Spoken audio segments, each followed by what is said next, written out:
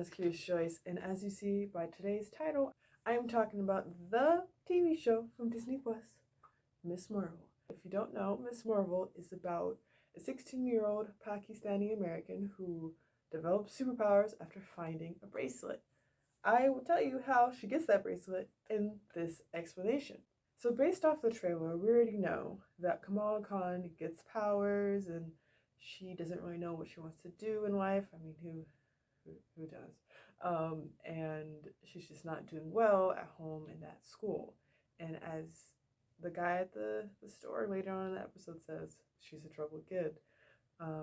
And so just based off the trailer, you know that she gets powers, you just don't know how and where and what her obstacles will be. So for this episode, we meet Kamala Khan. It starts off with her and her YouTube video, and she has like a 10 episode series about how Miss Marvel saved the universe but then disappeared. And as you know from the title and from the video, she's explaining she is a big fan of Captain Marvel. Nobody knows who owns this YouTube channel, but she's very proud of it, and you know that it's something she's been working on for a while because you see in her history that she's been making videos time and time again, and she does her research, which is really cool. We meet her brother Amir. We meet him by, he's in the kitchen, he's praying, and his dad's joking with him. He's like, if you pray any longer, you're gonna go starving. And Amir's like, listen, Allah will forgive you. It's fine. This is my thing. And so we know that she's about to take a driver's test. Even her brother's like, pray before you take this test because you're gonna need it. She takes this test, and really the reason why she's taking this driving test is because she's 16. She wants independence, but really they think, at least the parents think, that it's because she wants to help her brother with his wedding errands. Sure, yeah, that's why she wants a license, sure. Not because of an adventure con coming up or anything. She doesn't do well. She literally backs into the driver instructor's car. Which, by the way, why does he need his car towed? It's literally just a scratch. It's fine, but apparently now he has to walk home. She just backed into your car. You're fine. It's okay. So obviously she didn't pass. But keep in mind this next part. So as her parents are driving her home in the family car, she's like, it's okay.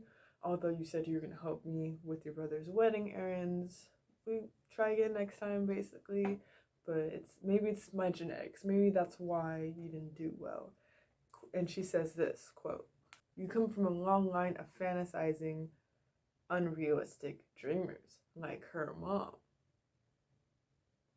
Think about that for later. Because it's like, why are you saying that? It'll be answered later. 15-minute episode. I'll try to get a lot of it into just this short video.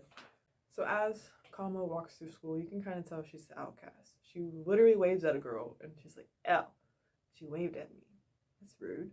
And she tries to get her chemistry book from her locker, and two girls are blocking it, and they're just like, excuse me, we're doing something. The rudeness. And so we know, based off the trailer and based off this next part, when Mr. Wilson calls her into his office, we know that she's not doing too well in her junior year. She's literally hit in the face with a dodgeball.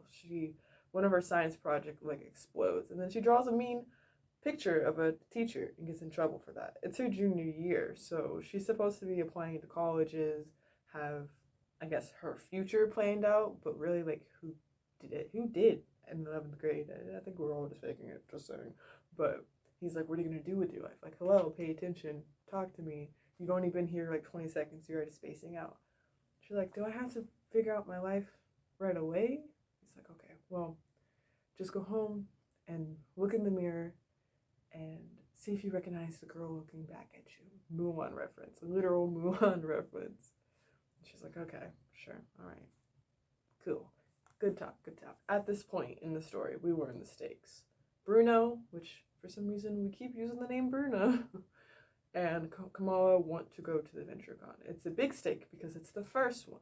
As Kamala said, there's not going to be another first one. This one is one for the history books.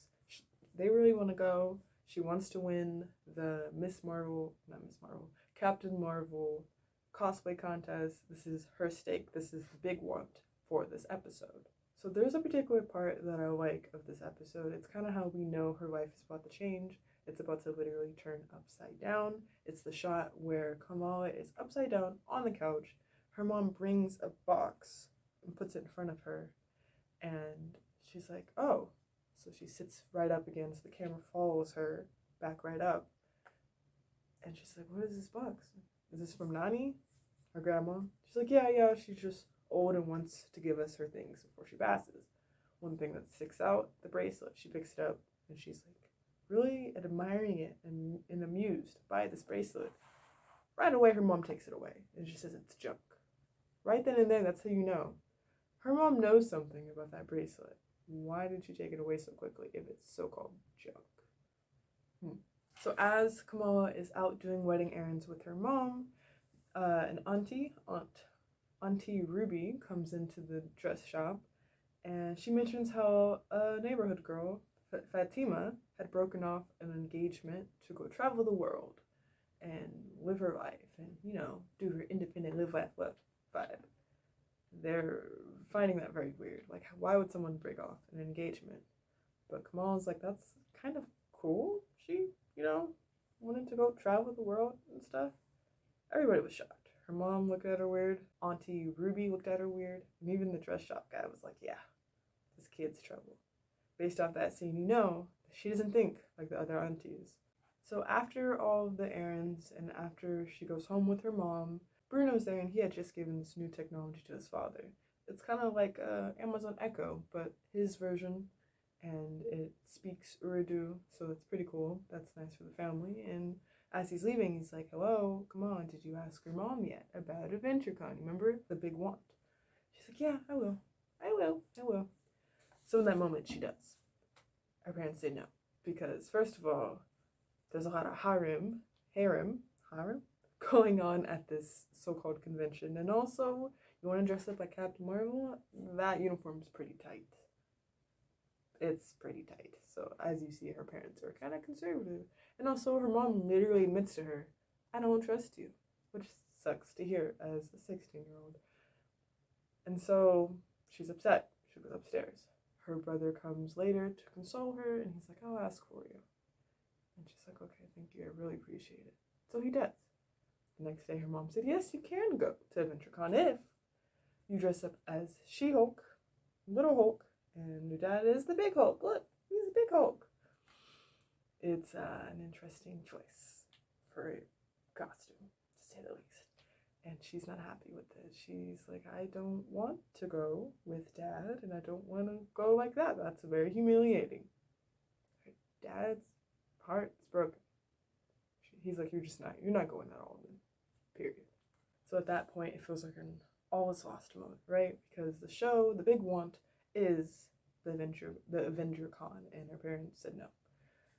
Does that mean the show's over? No, the episode doesn't proceed? No, of course not. She's a 16-year-old, so she comes up with a plan to sneak out. So while she's out and at the AvengerCon with Bruno, his technology will cover for her.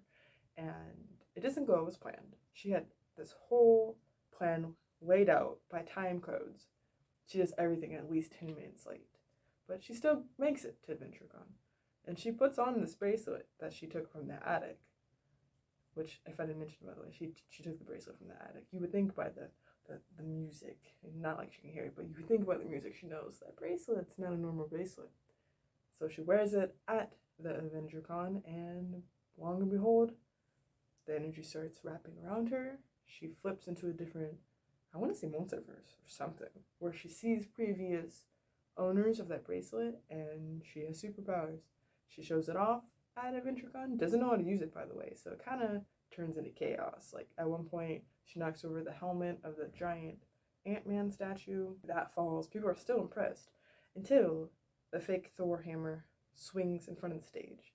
And at this point, I was questioning her integrity as a future superhero. Her colleague from school, Zoe, was right in front of her. The hammer is coming right towards her. She tells her to move and gets out of the way, but Zoe still gets, impaled. So I would think just push her. But that did not happen. And so her powers get out of control. She and Bruno leave. Alas, she was supposed to be home, according to her plan, by like 9:22. She's home by 11. So her mom is waiting for her in her bedroom and she's in trouble. So at this point, our mom's pissed. She is big mad. She's like, why are you disobeying me? Why are you going against me? Why are you being bad? And her daughter's like, I'm not trying to be. She just really wanted to go to AdventureCon. And her mom's like, I thought you wanted to be a good girl. Like, don't you want to be a good girl instead of somebody with, cosmic head in their clouds? And then she leaves. And at that point, Kamala's like, I want to be cosmic. Thus, her keeping the powers. So, all in all, this episode was really good.